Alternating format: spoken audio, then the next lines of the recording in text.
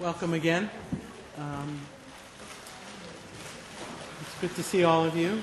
We have our pods over here of people who sit together and our pods over here of people who sit together. We have a very exciting lecture for you today. But before we begin, we would like to take some time to talk about someone who is very near and dear to us and has been near and dear to us. There's an image of him on the screen, and I'm going to ask Barbara Lesh McCaffrey, who is the president of the Alliance, to give you some introductory remarks about Robert Harris, and perhaps you'll understand why every year we have a lecture, our most prominent lecture of the year, named after Robert. So, Barbara?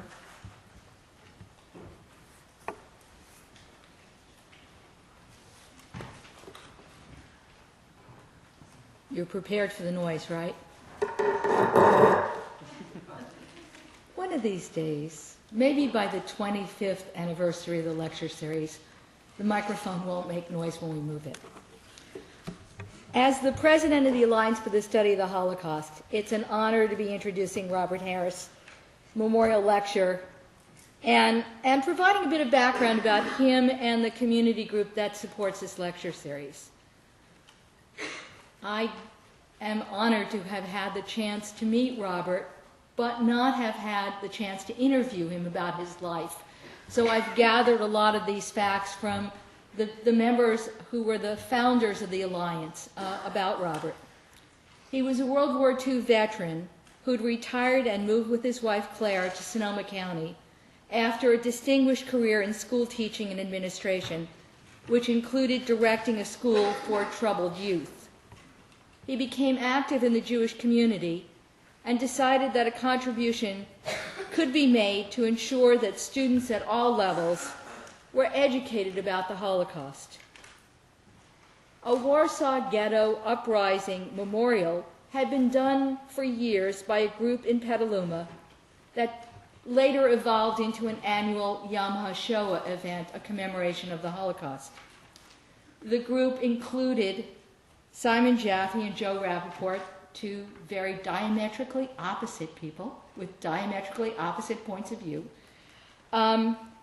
Both had migrated from Europe and were in the United States during the war. And then another man, Irv Newman, who'd been running the Warsaw Ghetto Uprising program. At the Yom HaShoah event held in 1983 in the Commons at a place called Sonoma State University, the keynote speaker was the president of the university at that time, a man by the name of Peter Diamandopoulos. After the event, he challenged Robert, who was that year's coordinator, to do more than just memorialize the Holocaust at an annual event. And that began the University Community Partnership. Part of the justification for founding this effort was teaching teachers. It soon became apparent that Sonoma State was an ideal place for a permanent program about the Holocaust, given three particular faculty. Professor John Steiner, a Holocaust survivor and professor of sociology, had begun to teach classes that dealt with issues related to the Holocaust. Paul Benko, a Holocaust survivor, was a faculty member in the biology department, and George Jackson, a faculty member in our psychology department, was a liberator. Right after the event in the spring of 1983, Robert asked a number of people, including Professor Benko, to assist him in responding to the president's challenge. Word has it he tapped people on the shoulders and they couldn't resist. One was Joel Newberg, who was a past president of the Alliance, who worked for the Holocaust Library and Research Center in San Francisco, which had been established in 1978 by survivors. The center sponsored lectures, but really didn't have a full coordinated program. He also invited Sylvia Suker, many of you have seen her at our lectures, a retired teacher who'd recently moved to the area from New York. She'd met Robert's wife, Claire, as a result of her work with Hadassah. One of Dr. Steiner's first students, Virgil Miller, who'd been going to the Warsaw Ghetto Memorial commemorations, was invited to join the initial group. And then Robert added a sprinkling of ministers, rabbis, and people like Evie Sackler, who's with us today, another of Professor Steiner's students, Eugene Kravis, Irv Newman from that Petaluma group, and another local survivor, Walter Kuttner, who was a long-time member of the group. Sylvia, whom I spoke to this afternoon, remembers Robert as an indefatigable leader with enormous determination who was able to work with all types of people, an inspiration.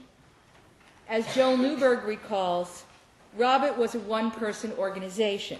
He knew what needed to be done and interfaced with groups and individuals and handled all that fundraising, as he said. He would just ask people to donate, tell them how much, and wait patiently while they wrote their check. The Alliance for the Study of the Holocaust was formed on behalf of victims and survivors of the Holocaust and the need to tell their stories and learn from their experiences. Those who began this collaborative effort between the community and members of the university faculty promised to let the world know of the atrocities that had occurred. The initial intention was primarily to learn the facts, act on them, and never forget. As a result of these efforts, a highly successful lecture series on the Holocaust and genocide was created at the university, initially 5 to 6 lectures a year that grew into a general education course that many of you were enrolled in, with 100 students a year. Professor Steiner became the first director of the Center for the Study of the Holocaust at Sonoma State, and our very own Professor Myrna Goodman, then a returning student working toward her bachelor's degree, was the first student assistant hired by the center. As a university community partnership, the board now includes members of the community, university faculty and administrators, and students who participated in the lecture series. We really invite those of you who are interested in its work to join us, and if you are interested, come torment me after the lecture. The mission is to co-sponsor the lecture series, to support the Center's study of the Holocaust and genocide in providing programming to the larger community, including kindergarten through 12th grade teachers, and to collaborate with other community groups working on issues related to the Holocaust and genocide. After Robert's death, the members of the Alliance decided to name an annual lecture in the series as a tribute to his unswerving dedication and commitment to Holocaust education. We are truly indebted to Robert for his vision and his leadership, and we're very honored that his brother Howard is with us this afternoon. Thank you, Howard.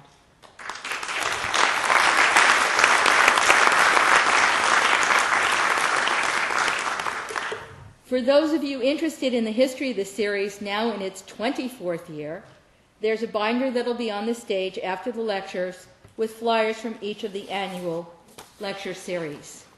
And the other thing I wanted to do before I turn the podium back to Myrna and we make the microphone make noise again, is to remind and invite you that on Thursday at 4, there's an opening reception for the photo exhibit by Professor Ilka Hartman, who used to teach in this series.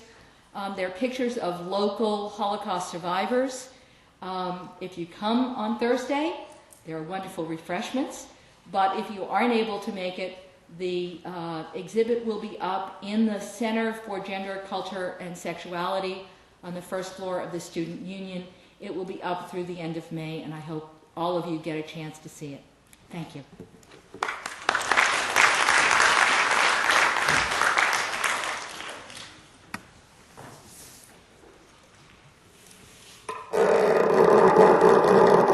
A woman of her word.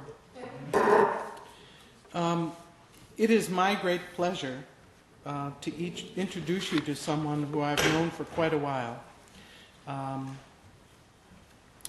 Dianne Wolfe is professor of sociology at the University of California at Davis.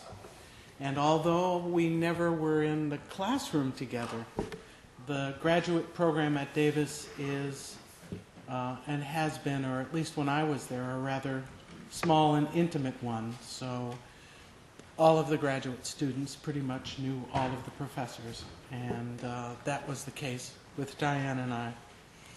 She's the author of the award-winning Factory Daughters, Gender, Household Dynamics, and Rural Industrialization in Java, which was printed by the UC Press.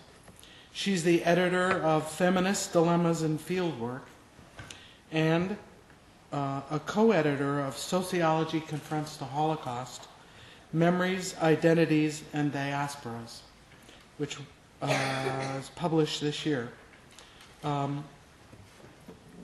As I said, this is the Harris Lecture. It is not the only important lecture that we present every year, but it is certainly the one that we like to highlight as being the one filled with information that we believe is current and important.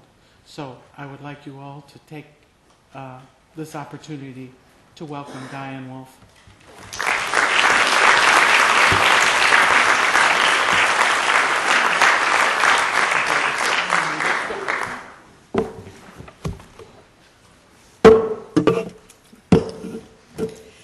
This is not an ad. Diet. All right, can you hear me?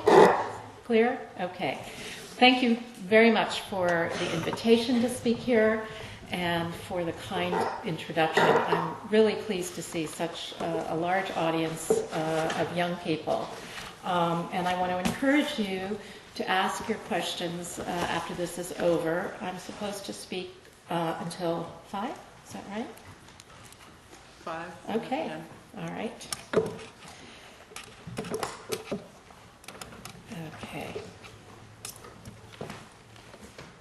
Okay, so I'm going to present the research I did in the last 7 years, which culminated in this book, which just came out in January, called Beyond Anne Frank, on hidden children in the Netherlands after World War II in particular.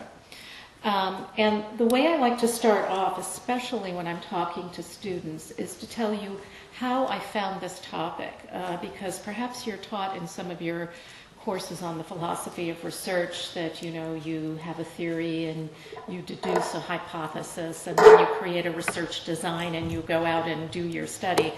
Well, none of my research has ever happened that way. I have fallen into opportunities and been struck by things that ended up being research projects and books.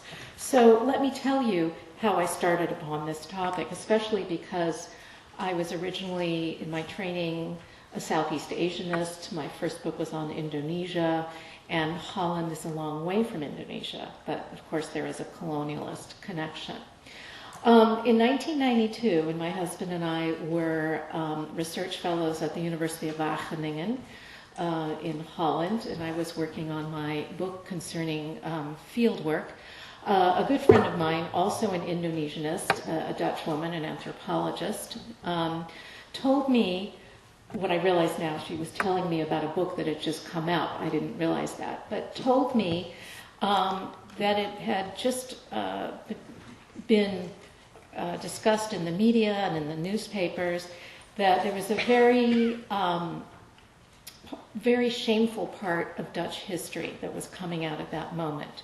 And I know now that was the book by the journalist Elma Verhey. And her book focused on an organization that was formed after the war called the OPK, which is OPK, the Committee for War Foster Children. And this committee was formed by the state, by the government. When I say state, I mean government. I don't mean state versus federal.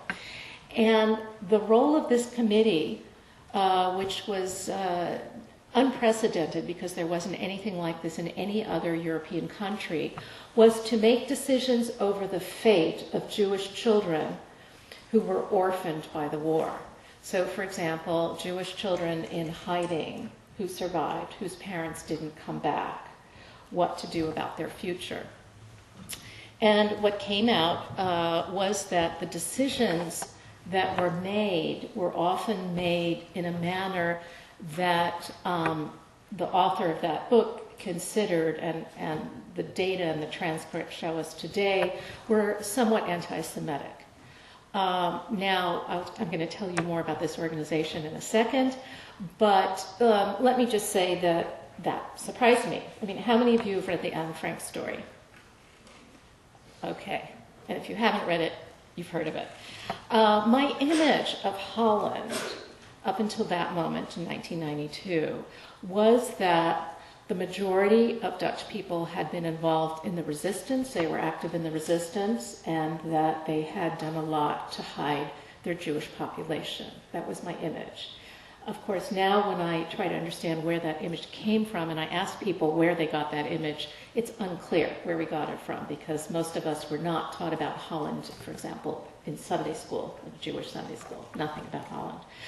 So thus began a research project that was planted in my mind. And in 1998, my family, we went to Holland for a year.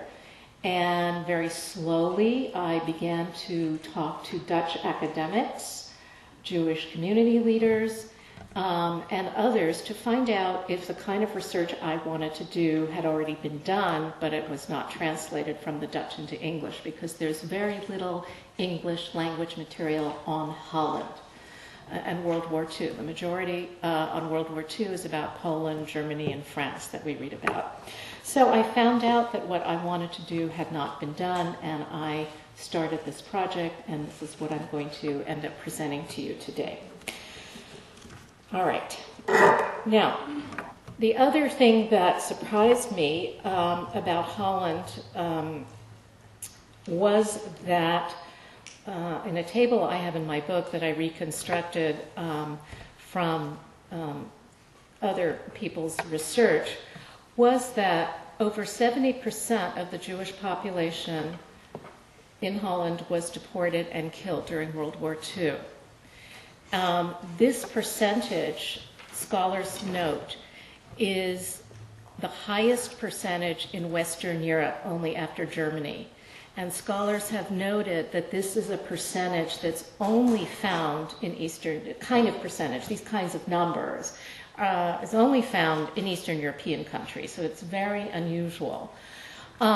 In absolute numbers and in proportion, many more Jews survived in France. Of course, there was a much larger Jewish population, but still more in absolute numbers in Holland, more Jews were deported and killed than in France.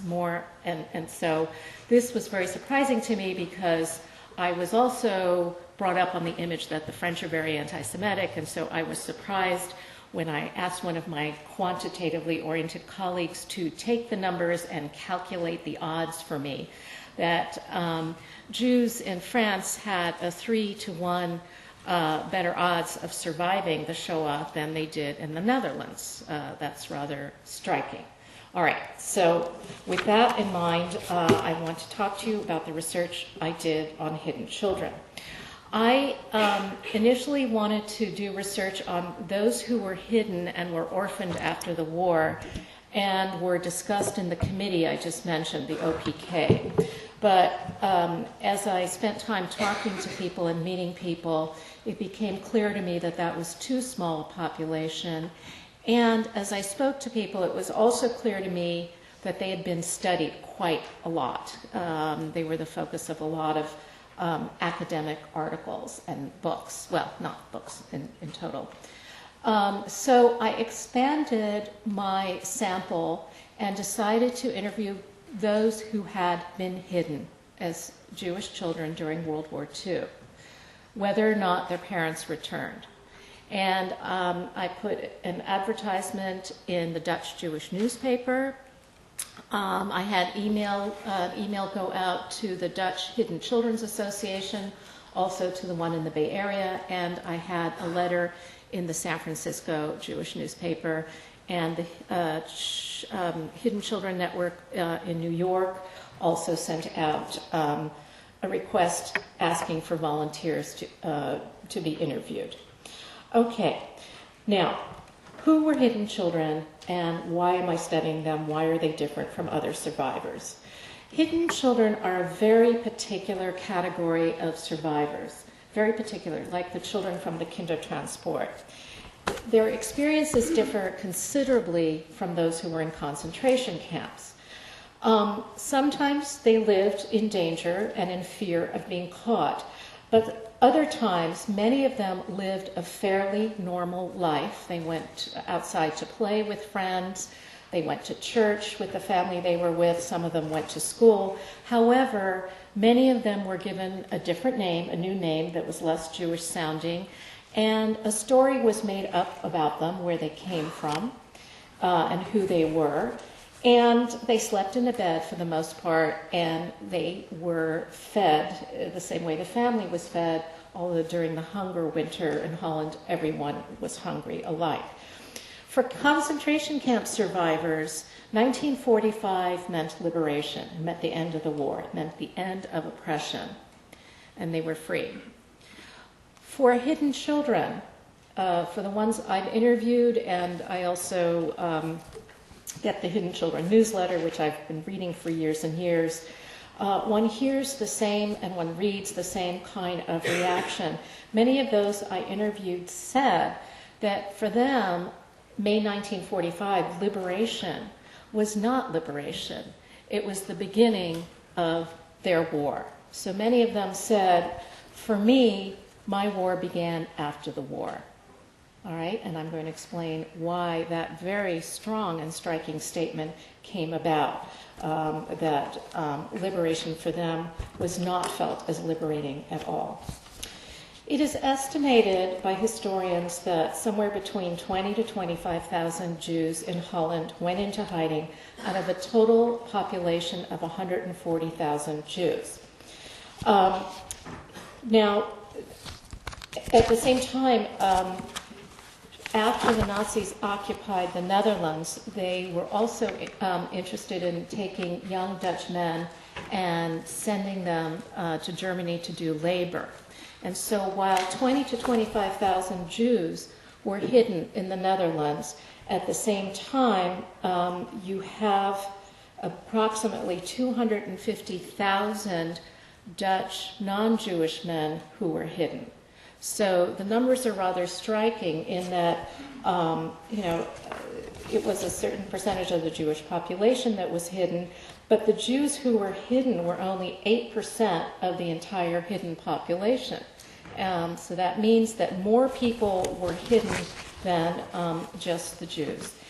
One minister who was involved in trying to hide Jews during that time was interviewed by his historian and said you could hide 10 Dutch men before you could hide a Jew, that it was difficult at times to get families to hide a Jewish person. It wasn't altogether that easy. And we definitely know from the work that historians have done that a lot of Jews in Holland were not all that fully integrated into Dutch life. Many of them did not know a non-Jew, and they certainly didn't know them well enough to kind of network and find a place to hide, even if they realized it was time to go into hiding. Resistance workers interviewed after the war claimed that it was easiest to hide a child, a baby. The easiest they felt was to hide a baby girl or a young girl, and then a baby boy or a young boy. But we will never know if those numbers show up in the number of people or children who were hidden, because we simply will never know exactly who was hidden, how many people were hidden, and we still don't know how many of them survived precisely, because not all of them may claim to be Jewish, not all of them necessarily know still today that they were Jewish. Researchers that have looked at, studied altruism during World War II, studied people who saved Jews and did brave things and were courageous, argue and have found that there are generally three reasons why people worked to save Jews, and in this case to hide children or adults. The first was altruism. that people felt it was their moral obligation that you simply hid children or helped Jews because you were a fellow human being. And they did it because they felt it was the right thing to do, despite the danger, and of course it was very dangerous. A second reason was their religion prompted them to do so. Many of the Protestants who hid the children I ended up interviewing were urged by their pastor to take in Jews for hiding. They did it not because they necessarily liked Jews or the idea of the Jewish community. In fact, some of them found Jews to be a very strange lot and people, but they did it because they thought it would be kind of the right thing to do religiously, and that they would gain some kind of grace from it. The third reason that people hid Jews, and this is not just in Holland that I'm talking about, it's everywhere, was for financial reasons. That some people wanted to benefit from this financially. That's a small minority. And in my study, I definitely found that a small number were asking for money or hoping to get it at the war's end. The vast majority were in the first two groups. Either they did it for altruistic reasons or for religious reasons. Okay. Now, there were resistance groups involved in hiding children in particular, and these were young people who were in the resistance in Holland.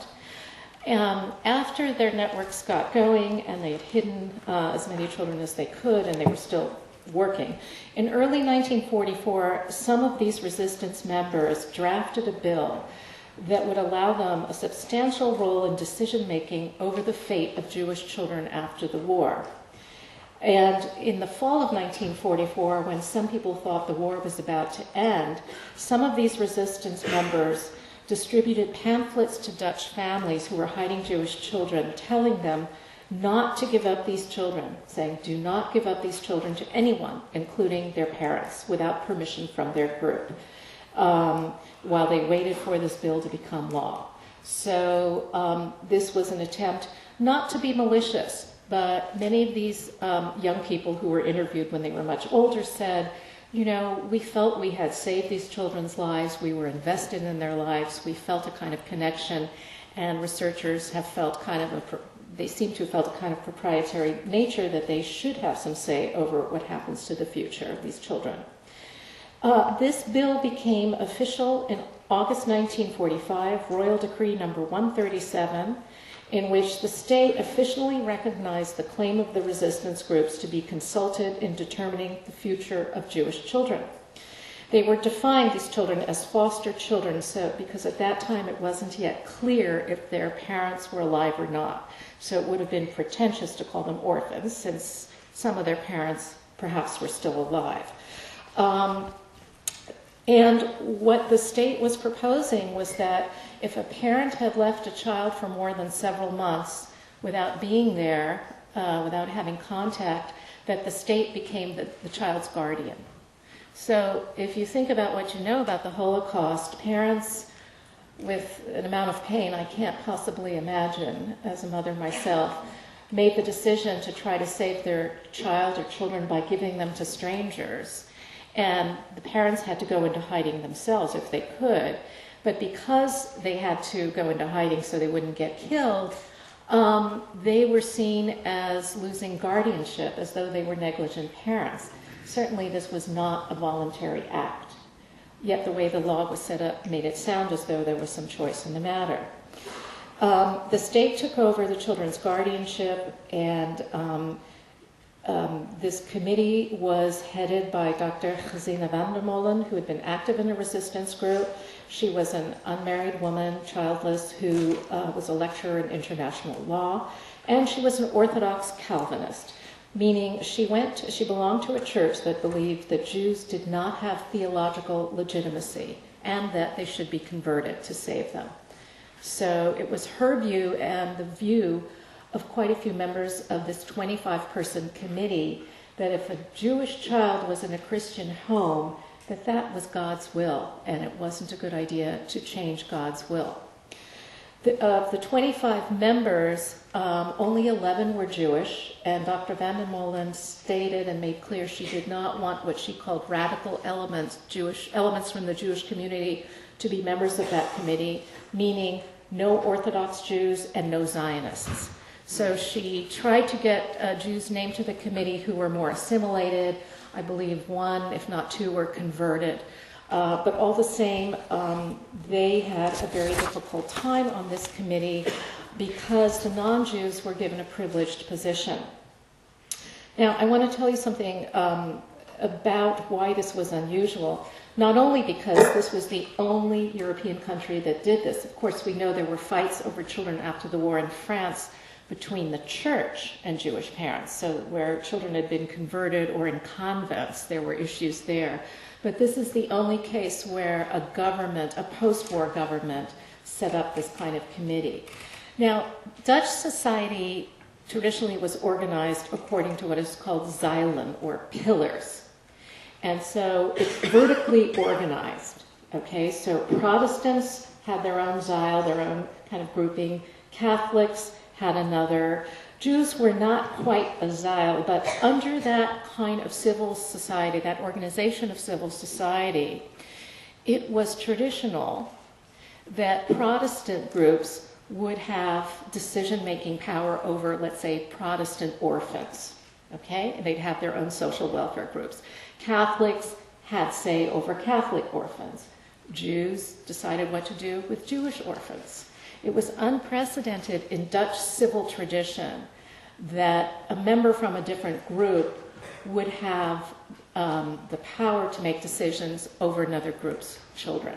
And scholars have suggested that if this was inverted, that if it had been a Jewish majority making decisions over Protestant children, it would have been scandalous. It never could have happened because it was so outrageous.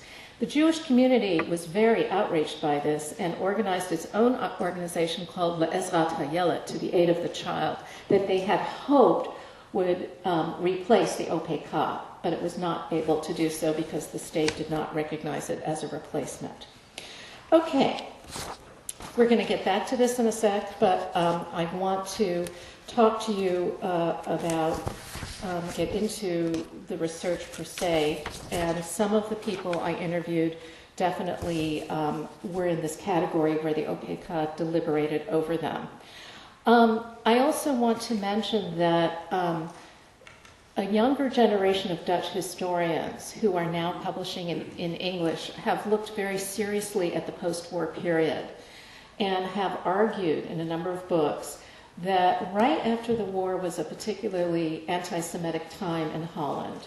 And you could find things in newspapers and in books that you would not have seen before and one has not seen after.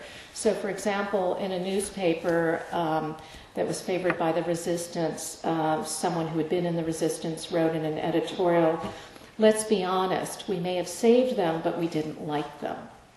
And another young historian who a journalist again, Elma Verhey, the same one I mentioned before, has come out with a new book that has created an uproar in Holland. And she went into the archives and she exposes what Dutch social workers and doctors were saying about children who were being evaluated for the OPK. Just kind of normal writing in the file, like when you go to a doctor. These are the kinds of things she found in evaluation of a 5-year-old. She's modest and hasn't got the character that most Jews have. A statement about a 5-year-old boy. A typical Jewish tendency to earn money. So for them, typisch Joods, typically Jewish, meant sneaky and untrustworthy. A comment about a Jewish father was, typically Jewish, he's clearly primitive. So just to give you a sense that after the war, just for a short period, it is asserted by historians there was this time of a kind of more open anti-Semitism that then went underground again.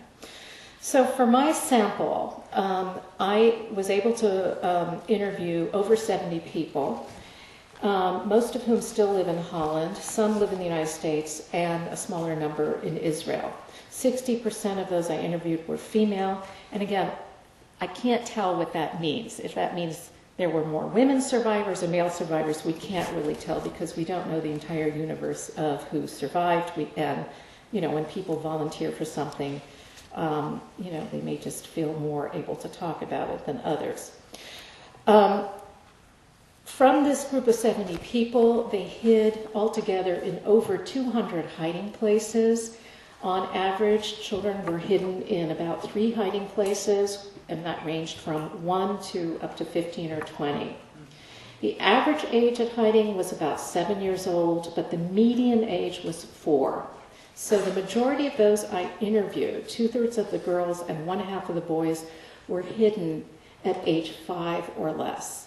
And the reason why I'm categorizing them from age 5 or less is because what I have found, and what psychologists have found as well, is that before the age of 5, children tend not to have much of a memory, a prolonged memory.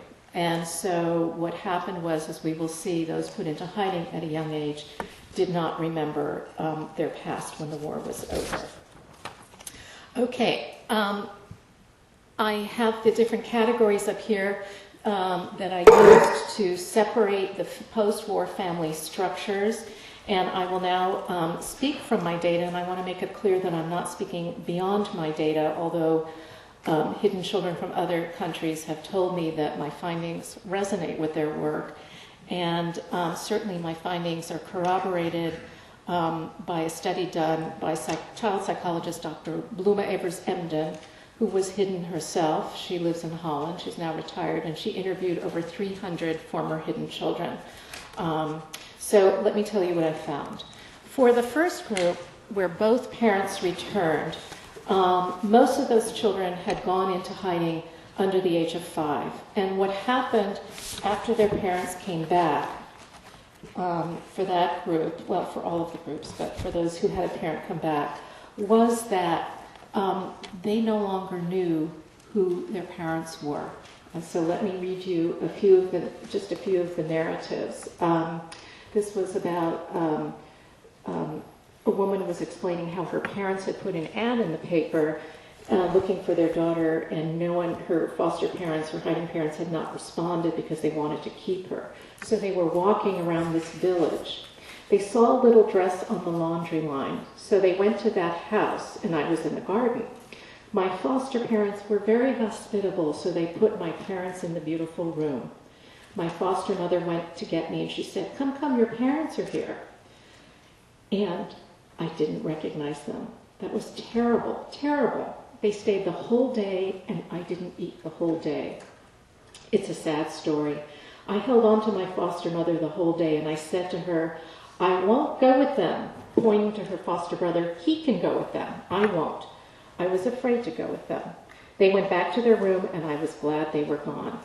After a short time, it was Easter, and they came and I went home with them. Here's another one who was 3 when she went into hiding. I heard that they were my parents that came to visit, and I had to go with them. I hid behind the skirt of my foster mother. I screamed. My parents were also in shock because they left me as a 3-year-old. When they saw me, I had hair that was not their style, so curly and wild. It was very traumatic. And then afterward, they said they'll take me later, and they'll sleep at my foster parents' house for a while. Until one day they told me, we've soiled the bed and can't sleep here anymore. So I went with them. But I always said to my parents, I will go back to Tante Feet, meaning she will go back to her foster mother. Finally, I'll read just one more. Laura, who was 5 when she went into hiding for 2 years, and these strangers, her parents, show up. She said, I said, I don't want to go. I had no interest in leaving them, meaning her foster parents. I had made friends. I had a family. I had a school. I had everything I wanted. What did I want those people for? They left me. I didn't want to go back with them. And when I think if I try to reverse the situation, I mean just the horror of it. Can you imagine? It's probably all they lived for. They came back and found out that I didn't want to go with them. And so she describes how, there was no affection because you know how little children are when they don't know someone. They don't run and hug and kiss them. And she said that was really sort of a leitmotif for the rest of her family life with her parents. In other words, that even though those who had both parents return were told by other former hidden children that they were lucky because they had their parents, many of them did not feel lucky. Their families never really reconnected, even though they reconstituted as a biological nuclear family, but the earlier warmth and connection and feelings that had been there were not reproduced again because of this radical, traumatic shift for the child, who often felt that he or she had left their real parents because they were young. They thought the people they were hiding with were actually their own parents. So they felt torn away from the only home they knew.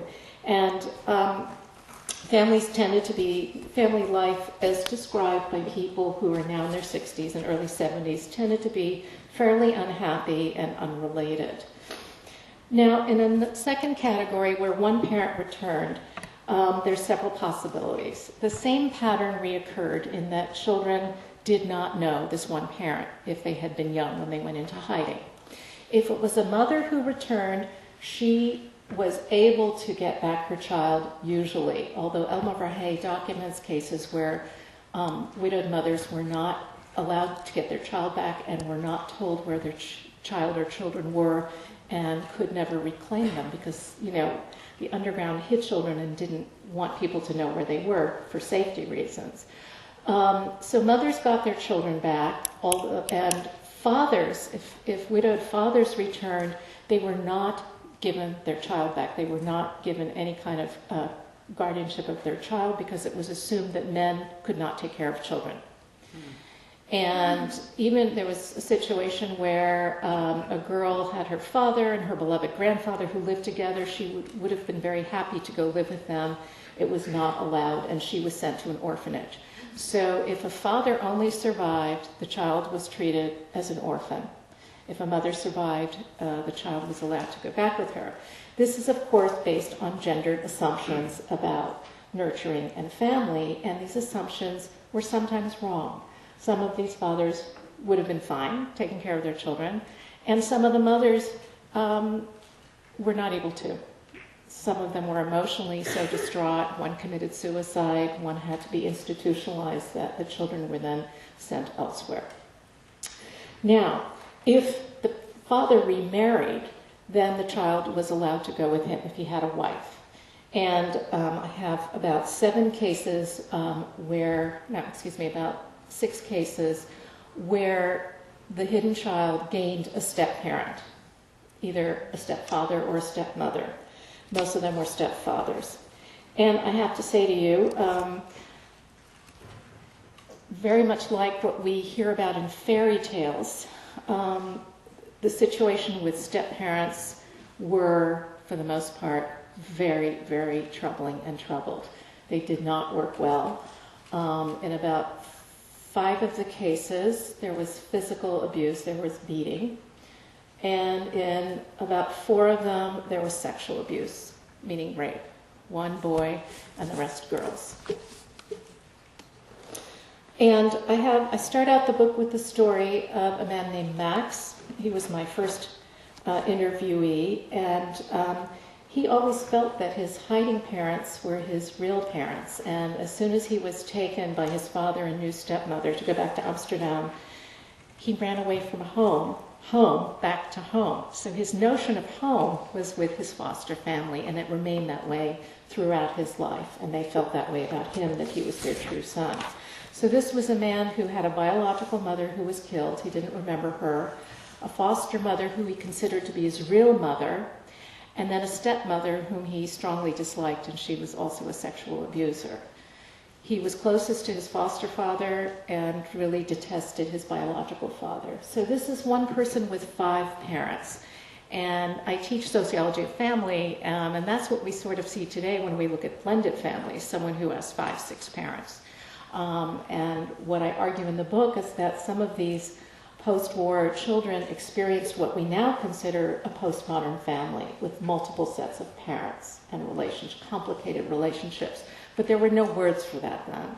There were no terms for it, and there wasn't really an openness to discuss these things or these feelings. Now, the last category are those who were orphaned, and there were quite a few choices. One is that most of these cases went to the OPK. One is that they would stay with their hiding family, with the foster family.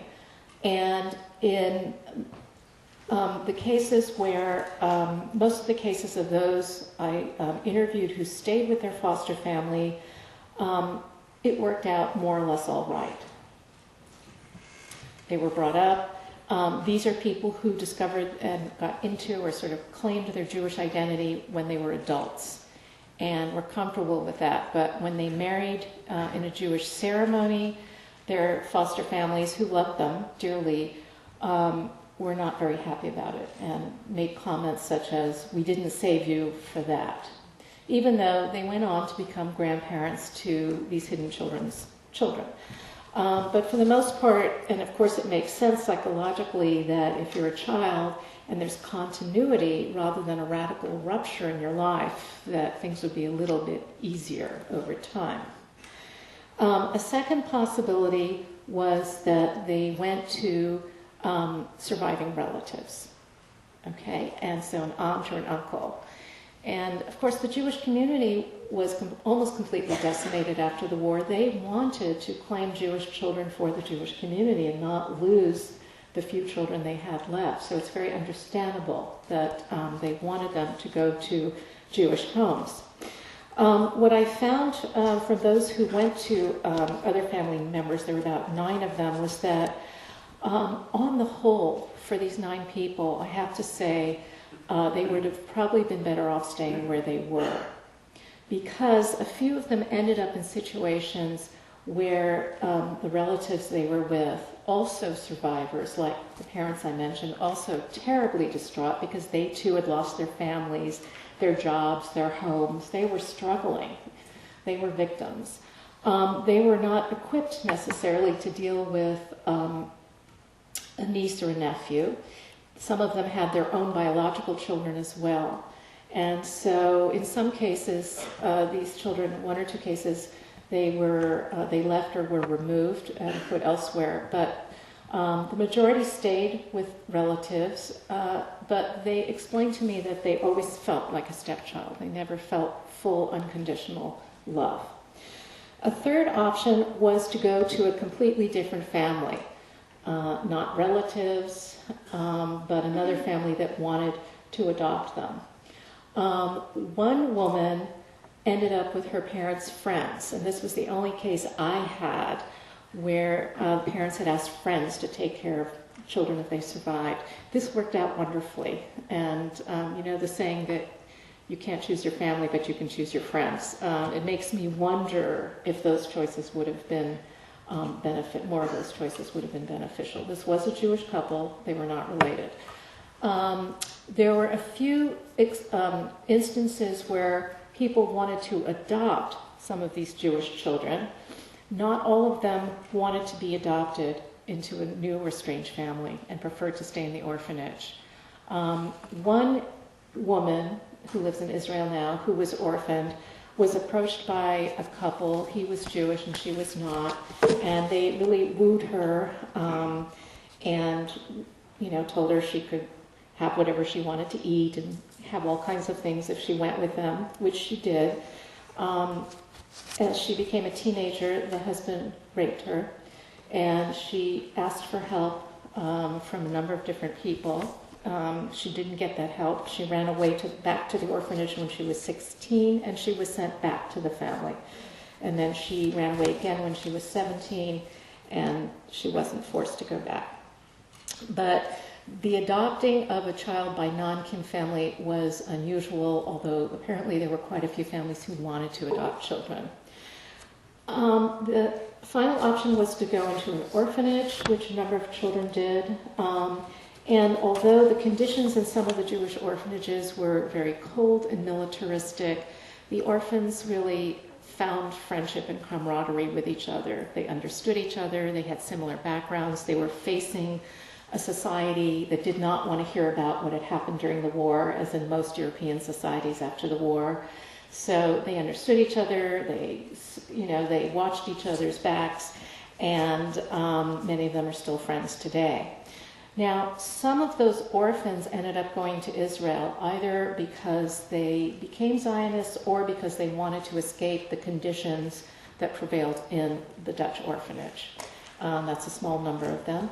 But I interviewed a few of those folks who were then put in an orphanage in Israel, where they felt it was very difficult and very little attention was paid to their emotional needs and what they had just been through.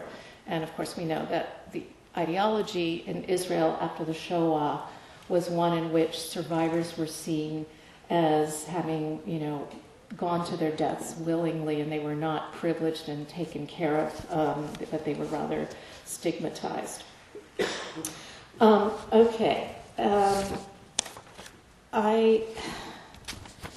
I presented my findings at a conference that occurs every year for child survivors of the Shoah that draws hundreds and hundreds of people. It's in a different city in the world every year. And I presented my findings to former hidden children, some of whom were in my study, the majority of whom were not. And a very interesting discussion occurred afterwards between two Dutch people, one who had been kept in his foster family after the war, and another one who loved her foster family. She felt it was the best time in her life, and her childhood was during the war because she was so beloved by her family. And she claimed, for me, it was a wonderful war. And she was angry and upset because she was taken out of that home and brought to a relative. And the discussion was interesting because the conclusion was everybody's angry, everybody's hurt. There was no right decision to be made. In that kind of situation where there was loss, there was death, there was tremendous trauma due to war, all of these decisions had problematic aspects. And those who had decisions made for them ended up very often feeling a different decision would have been better. So it's very, very hard to make decisions about the best interests of the child because there's so many factors to consider.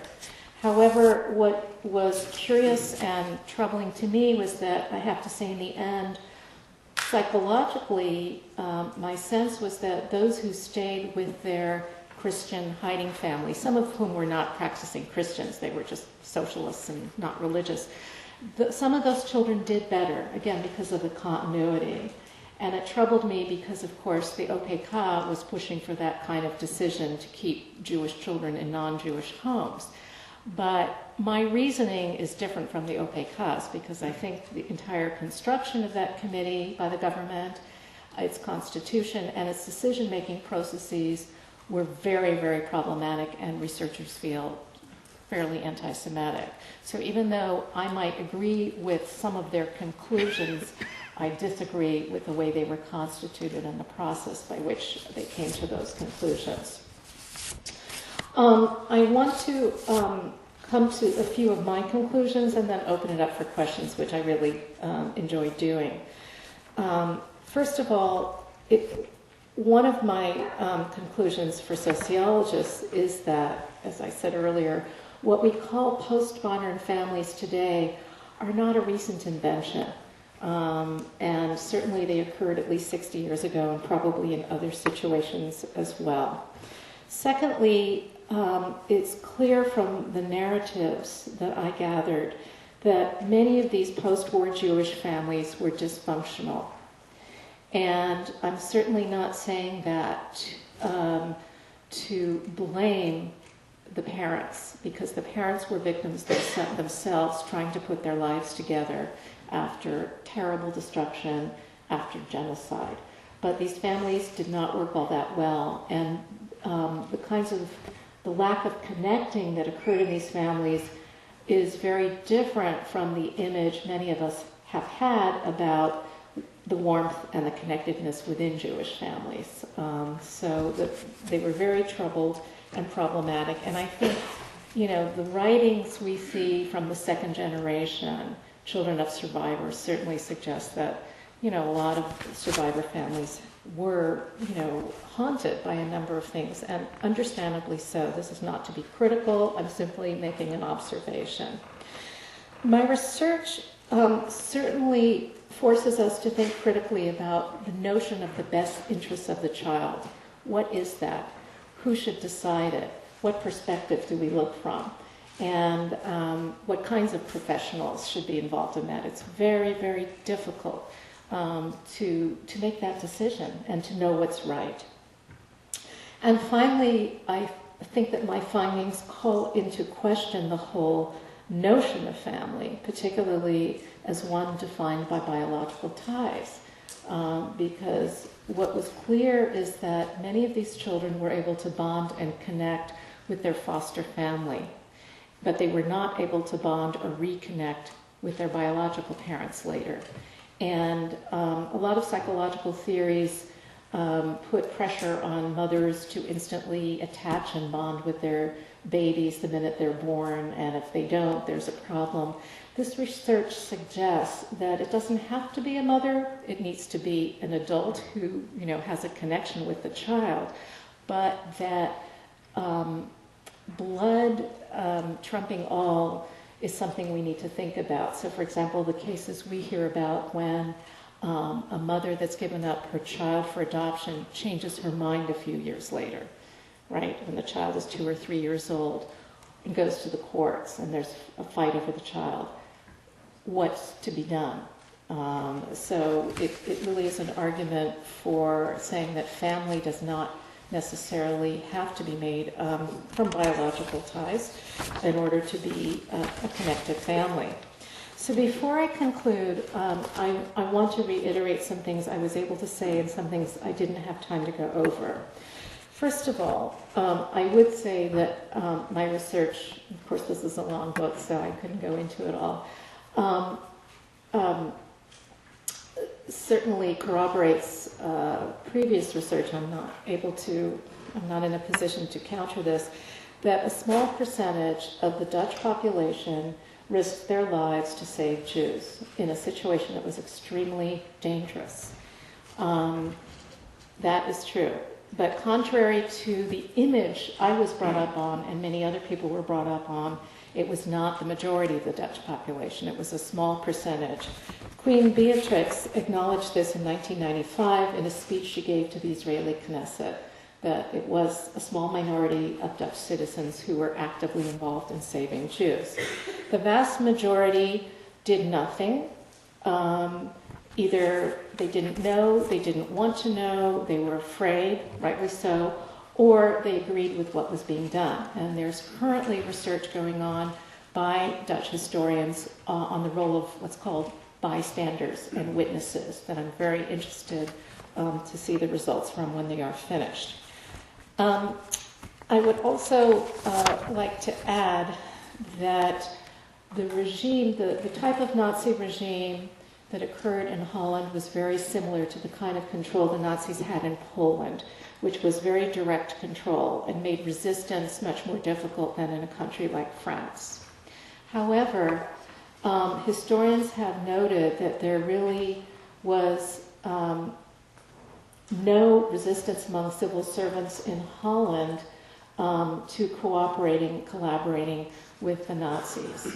And Eichmann said of Holland and of the Dutch population that they were a pleasure to work with.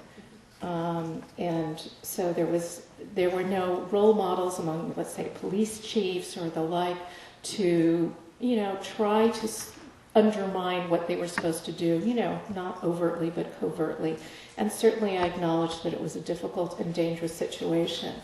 But having said that, if we agree that it was too difficult and frightening to do anything to resist the regime, that still does not explain the creation of laws in post-war Holland that really made it extremely difficult for Jews to reclaim their property. In fact, the Dutch state withheld property and has only recently paid Dutch Jews a certain amount of money.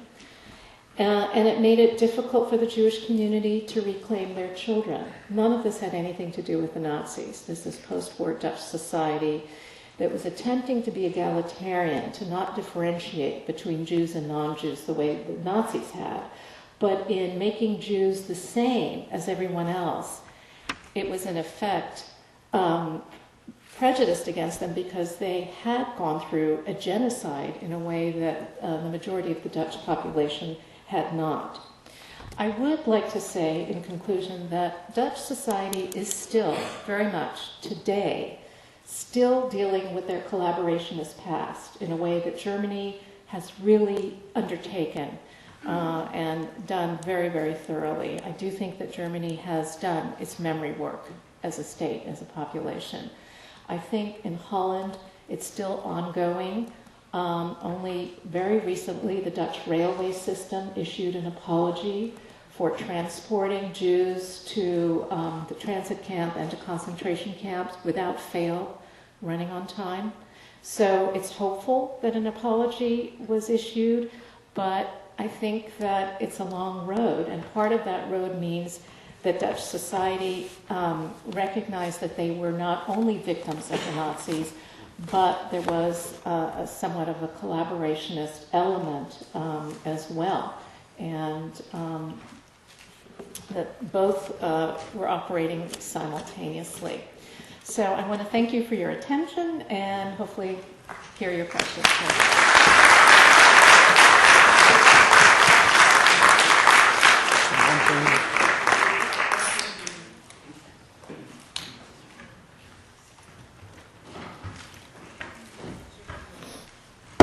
Questions?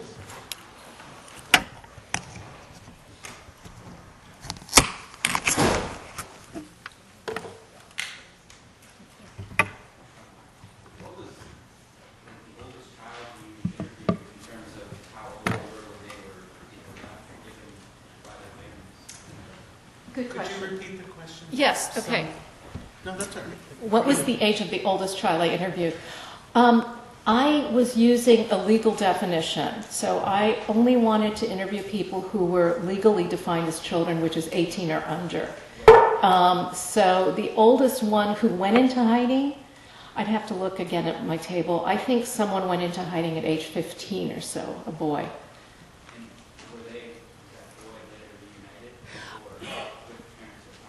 Some of the older boys were reunited, and of course, after the age of 5, those who went into hiding at 7 or 9, they knew they were Jewish, they knew who their parents were. However, it did not necessarily always lead to strong reconnecting, especially if parents had more children after the war. Very often these children noticed that there was a different connection between their younger siblings and their parents. Thank you for your question. Yeah. So was Holland, like, politically, were they in support of Hitler's regime? No. The Dutch were against, the Nazi invasion, but they were occupied, as was most of the rest of Europe. A small percentage was pro-Nazi. There was a small organization of Dutch Nazis. There were men who earned money hunting out Jews, and they earned more and more as time went on, and it was harder to find Jews. So it's all to say, a small percentage of them were highly active. Collaborating, really as kind of pro-Nazi, a small percentage was in the resistance, and the vast majority was in between. Can you explain the effect of the hunger winter on the civilian population, both during and after that winter? The hunger winter was a time of close to what sounds like famine. The hidden children I interviewed did not seem to have been treated differently than other family members, meaning they ate whatever they could find. They were given whatever the family ate, which was whatever they could find. I'm not sure if I'm answering your question, though. That was 1944-45 winter? Yes, right. So people were, eating tulip bulbs and all kinds of things. It was very, very, it was close to famine, near famine conditions. What the Germans did not take with them, they destroyed. And in fact, they set up rules for how many tulips you could eat before you got sick. I didn't know that. There was a question here. Yes. When we were hearing from some Holocaust survivors about their families after the war, oftentimes it seemed that the survivor wouldn't actually tell their children anything about what they'd been through during the Holocaust, and especially not until they were old enough to understand, oftentimes of 18 or older. Was there anything similar to that with children who went back with their families in this kind of case, or were they told kind of and explained what the parents had been through? There was variation, I have to say. I mean, there were some who did not want to expose their children to any of this history, except the children picked up things, and others who, talked about it, brought them to Holland to meet their hiding family. I mean, in some cases, there's still very close relationships that have survived, which are quite, heartwarming, and some have honored those who hid them at Yad Vashem as righteous Gentiles. There are others who have no contact with the people who hid them. They either lost contact or it was not a good relationship. I never interviewed any of the children because that's sort of a different topic and a different focus. But what I could add is that I asked people if and how they felt their experiences affected the way they parented their children. And quite a number of them said they felt they were overprotective as a result of their experiences. Yet there were some who also said they wanted their kids to be tough and independent, and probably very disciplinarian and used corporal punishment to get their kids to stand on their own in case their kids would have to function without their parents.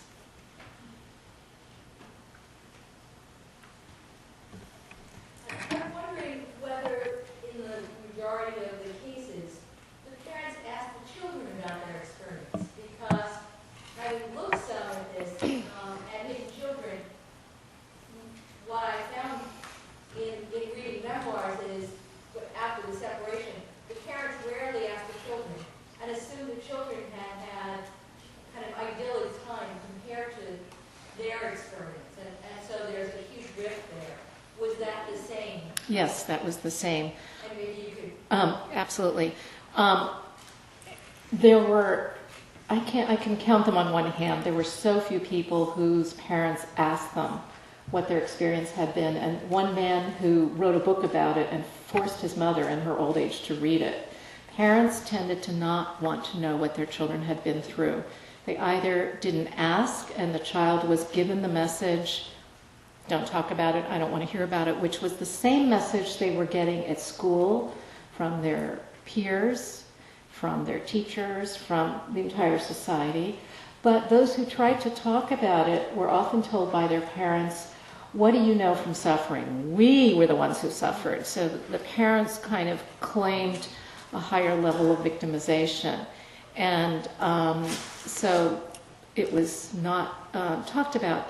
And I have to say that I found this kind of comparative victimization among hidden children in general, and of course it occurs between hidden children and camp survivors as well, that those, the further they are on the right-hand side of my categories, the more likely they are to tell someone further on the left-hand side, you're lucky, you shouldn't complain, which really shut people up because they felt, well, if my parents survived and I'm supposed to be lucky, I shouldn't complain.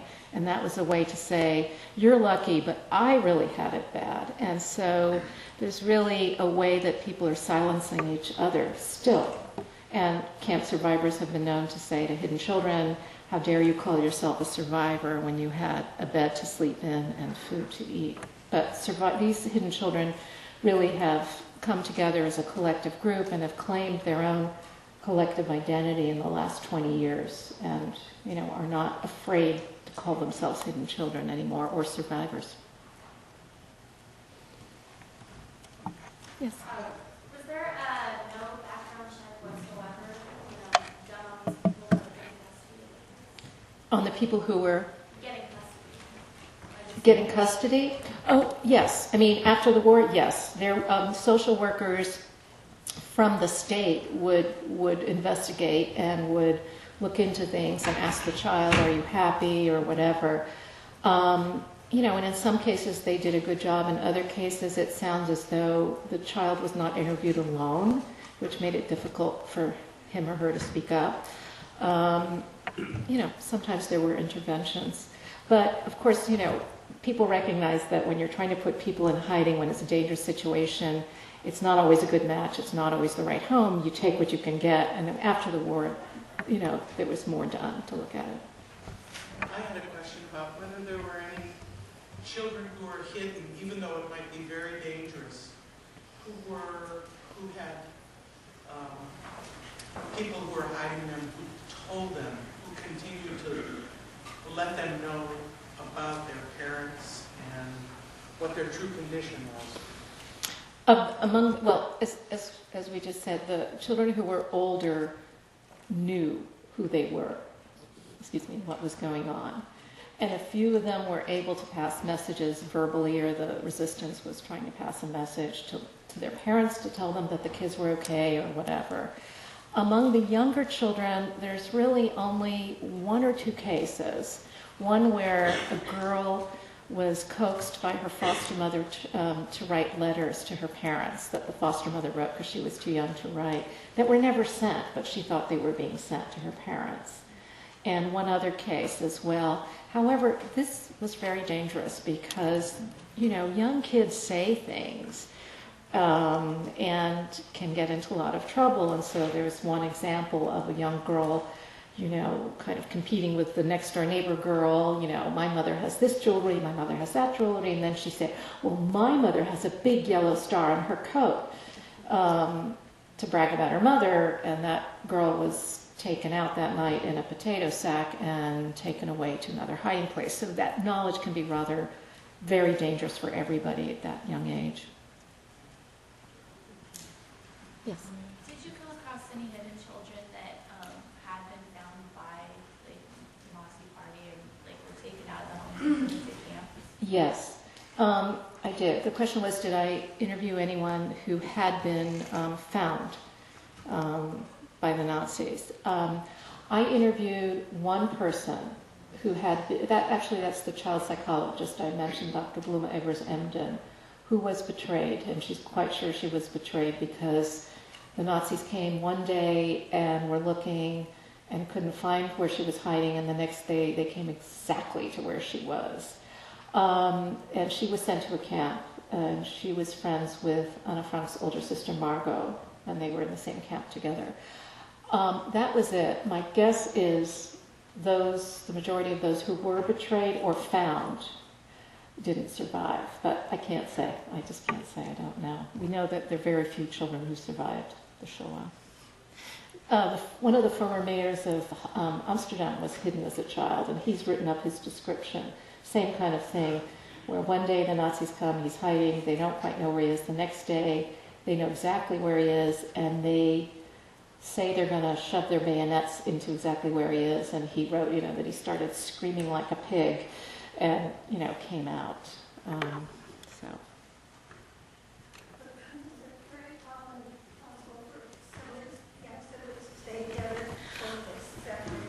Was it possible for siblings to stay together?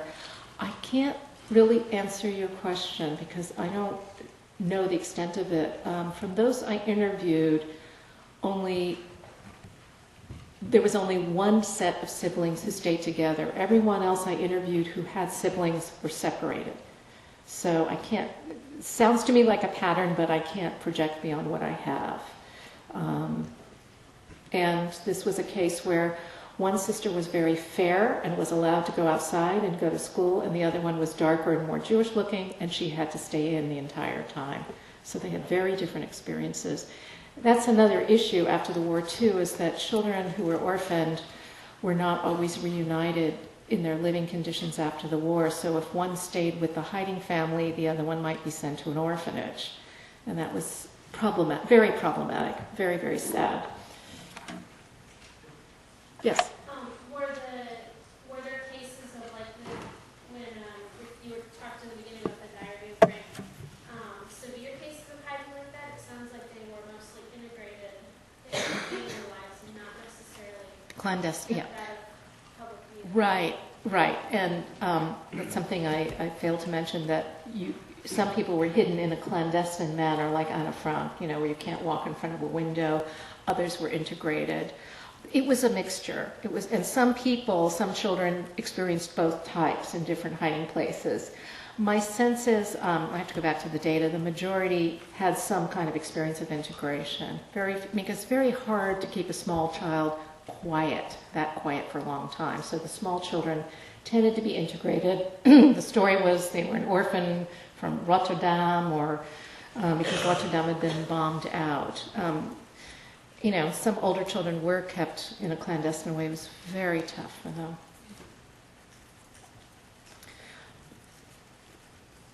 Okay, I'd like to bring up something that I think might be close to Professor Wolf's heart. She mentioned several times in her book that the purpose, one of the purposes for studying and understanding about the Holocaust and the experiences of people during the Holocaust is so that we can look at our current world and understand what's happening. And last week we had someone here who has become our friend, who is a Rwandan survivor who has started an orphanage. And the students at Sonoma State University have built a relationship with her. And she gifted us with this bowl. And last week we caught some people unaware without money. And we wanted to send, before we thank you very much for being here, we wanted to send the bowl around again and to ask you if you would just put whatever you can into the bowl, and we'll send it off to Mathilde. And then I wanted to mention that Professor Wolf has some books. If you're interested in buying one of the books and having it inscribed, as I will have mine inscribed, we can do that here. And lastly, to ask you to thank Professor Wolf for a wonderful work. Thank you.